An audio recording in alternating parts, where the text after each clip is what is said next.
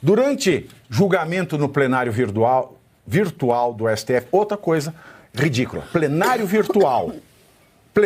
Vai trabalhar, vai bater ponto. Durante julgamento no plenário virtual do STF, Alexandre de Moraes Maduro votou para condenar 15 manifestantes pelos atos do 8 de janeiro a 1 ano de reclusão, além de impor algumas medidas extras. Entre elas, um curso da democracia. Elaboradas pelo Ministério Público Federal, as aulas presenciais estão previstas no acordo de não persecução penal oferecido pelo próprio órgão fálico, né? O curso tem carga horária de 12 horas distribuído em 4 módulos de 3 horas. Em agosto, com base no relato de uma manifestante que aceitou o acordo, a Oeste revelou como funciona o curso. Alguns tópicos anotados pela mulher foram: Hitler foi um ditador de direita e esse espectro político é um dos responsáveis pelo Holocausto. Mentira! Outro tópico: o STF é o poder moderador. Mentira! Outro tópico: as Forças Armadas são submissas ao tribunal. Mentira! Outro tópico: a urna eletrônica é segura e há lisura no processo eleitoral. Mentira! Não sei quanto à urna, mas ao processo eleitoral não. Veja a lei. A lei fala resolução até 5 de março, uma de 20 de outubro, não há lisura. A não ser que mude o calendário. A manifestante disse ainda que o curso parece um tremendo processo de lavagem cerebral. E é o que é. É o que é. É igual. Conhece o senhor chamado Rivaldo Jesus? Também conhecido como Lúcifer. O nome de batismo dele é Rivaldo Jesus. Pegou a piada? Rivaldo Jesus, sim. É como se Satanás estivesse dando aula de catecismo. Para vocês. Aquele curso que o Winston frequentou no 1984, não é? Ele foi reeducado lá no livro 1984, é absolutamente surreal. Essa notícia pareceria de programa de humor uns anos atrás e hoje ela se tornou realidade. Para ver como que a coisa foi escalando. Como você colocou, o plenário virtual é uma excrescência que o próprio Supremo inventou para não ficar lá pessoalmente, para poder dar sessão do exterior. O próprio Cássio Nunes estava em viagens, né, quando precisava para fazer as sessões do exterior. O plenário virtual, muitas vezes, o juiz aparece, né, você pode jogar o voto virtualmente lá, só o relator muitas vezes aparece, então é bem, bem triste. Agora, isso que é noticiado é até difícil comentar pelo tamanho da mentira, né? Joga o Hitler para a direita, sendo que o próprio partido chamava, né, socialista, é bastante discutível. O STF é o poder moderador. Partido Nacional Socialista dos Trabalhadores Alemães, é? Sempre eu falo, Partido Nacional Socialista dos Trabalhadores. E são tão burros. Burro. Quem escreveu isso é burro, porque não sabe a história do fascismo. Por que o Mussolini abriu o Partido Fascista? Porque foi expulso do Partido Comunista. Então ele abriu uma loja para ser inimiga? Não, ele abriu concorrência. O fascismo é concorrência do Partido Comunista. Só que com algumas adaptações para ter sucesso. Hitler era fã de Mussolini, tinha um busto de Mussolini na sala. E aí forjou-se o nazismo. Agora, totalitarismo não é nem de esquerda nem de direita, é totalitarismo. Totalitarismo é o que o Alexandre de Moraes faz. Porque eu não vejo ele nem de direita nem de esquerda, ele é totalitário. E eles querem fazer do povo otário. Incrível isso, professor. Me deixa nervoso uma coisa dessa. Pave, me parece que Por que não vai pro inquérito da fake news, esta porcaria?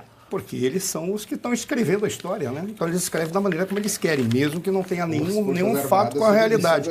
E olha que coisa curiosa, parece que as viagens de Sua Excelência, o presidente do STF, à China está produzindo efeito.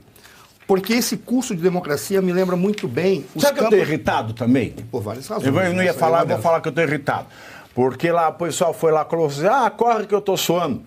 Chamaram a nossa audiência de medíocre. Medíocre, para mim, é quem tem um veículo de comunicação e é covarde. Porque não serve para nada uma empresa de jornalismo que não se pronuncia e corre para não perder dinheiro nas horas mais críticas de uma nação. Como dizia Dante Alighieri, a esses covardes que se omitem está reservado o lugar mais quente do inferno. Por favor, professor. Perfeito. É interessante, é muito fácil acusar de mediocridade aqueles que se sobrepõem a ele, porque é o que lhes resta. Tá? Mas deixemos de lado. Há um determinado público ao quem eu reservo apenas o silêncio. Pode ver que eu nem me refiro, porque eu acho que é o que merece o esquecimento. Mas continuando. Primeira coisa, parece que trouxe resultado as visitas à China, porque isso tem quase uma configuração exata, apesar de menor em escala e em proporção do tempo de curso dos campos de reeducação que são adotados na China, que foram adotados durante o período da Revolução Cultural, foram adotados durante o período da Revolução Comunista e foram adotados agora pelo Estado chinês para controlar 1 milhão de uigures. Deixemos de lado o fato dos uigures serem muçulmanos, mas 1 milhão de uigures aproximadamente estão em campos de reeducação para aprender os fundamentos da política e do Estado chinês. Olha que coisa curiosa. Praticamente aqui está sendo dito os fundamentos da ideológica, da política e do Estado brasileiro. Quando ele diz o que é o STF moderador, que é uma mentira, é uma releitura do que é a estruturação do nosso Estado. O que está dizendo é que nós não temos 3 poderes, nós temos 4. E o 4º poder, que é o poder moderador, coincide com um dos poderes, que é o poder judiciário. Algo que aconteceu no nosso império, mas que teve lisura e correção. No primeiro império, coincidia com o poder executivo, mas ali se estava criando um país. Por isso, precisava de concentração para manter a unidade territorial. E no segundo império, para respaldar o direito do povo, razão pela qual o imperador não podia ser responsável perante ele mesmo. Por isso, o executivo foi entregue a outra pessoa e não ao imperador. Isso é lógica e racionalidade. Aqui não. Ele está simplesmente dizendo o STF é o poder moderador. São 2 poderes concentrados num só, e isso é uma redefinição do Estado brasileiro. Isso é a lógica do campo de reeducação. Se as pessoas acham que vai parar nesses indivíduos que foram presos no 8 de janeiro, se preparem, porque a tendência é potencializar ao máximo e expandir para reeducar a sociedade brasileira. Esse é o primeiro ponto. Quando você fala que as Forças Armadas são submissas ao tribunal, isso é um absurdo, isso é uma bizarrice. As Forças Armadas são submetidas ao Estado e não ao tribunal. Pavinato, se eu estender um pouquinho mais, eu só te pediria que ouvisse até o final o que eu vou fazer. Claro, tá? Claro. Eu vou te dizer por quê. Precisam... Porque isso eu peço de todos. Porque isso pode me trazer muitos problemas. Eu dei uma entrevista, falei, mas não foi ao ar na entrevista que eu falei. Eu vivi uma lógica em que eu vi uma estratégia que foi adotada no Brasil. E eu ouvi essa estratégia sendo exposta. Isso de 2002 para 2003. E dizia que precisava de intelectuais que estudassem as Forças Armadas. Essa é a minha especialização. Eu estudei o pensamento político e militar brasileiro. E eu fiquei só do lado, eu só ouvia, nem me envolvia, nem sabia quem as pessoas estavam lá falando. Mas disseram qual seria a estratégia que seria utilizada. A primeira delas era muito simples. Uma vez chegando no poder, nós desenterraremos ossos. O que isso significa? Toda vez que fizermos algo que seja suspeito, estranho, ou apto, ou possível de ser combatido, nós retiraremos os ossos de 64, para colocar as Forças Armadas na defensiva, sem ter capacidade de fazer nada. A segunda coisa que eles falaram, isso é muito importante, é a seguinte: nós faremos a sobreposição do direito civil sobre o direito militar, esquecendo que os militares tenham atribuições próprias e o direito militar, o tribunal militar, é necessário para julgar especificidades da conduta militar. Isso não terá mais validade. Nós teremos que fazer isso. Está aqui, ó. As Forças Armadas são submissas ao tribunal. Tá? Nós teremos que fazer isso para submetê-los a nós. Esse é o segundo ponto.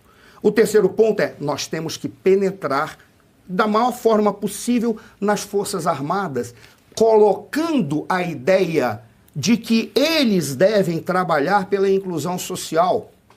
E o simples fato de nós desenterrarmos ossos e fazermos a sobreposição do direito civil sobre o direito militar ao ponto de anular o direito militar, criará a seguinte condição. Você sabe qual é?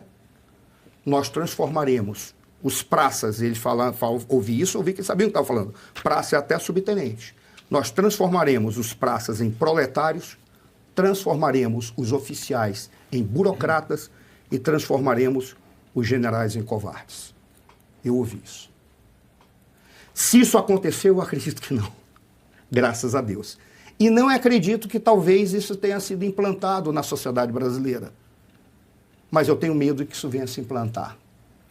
Essa é a razão pela qual eu sempre falo, os militares têm que preservar a sua honra. E eles têm que entender o que eles são. Eles não têm que se meter na política. Mas eles têm que entender que eles não podem ser gendarmerie. Eles não podem ser pau-mandado de políticos, quaisquer que sejam.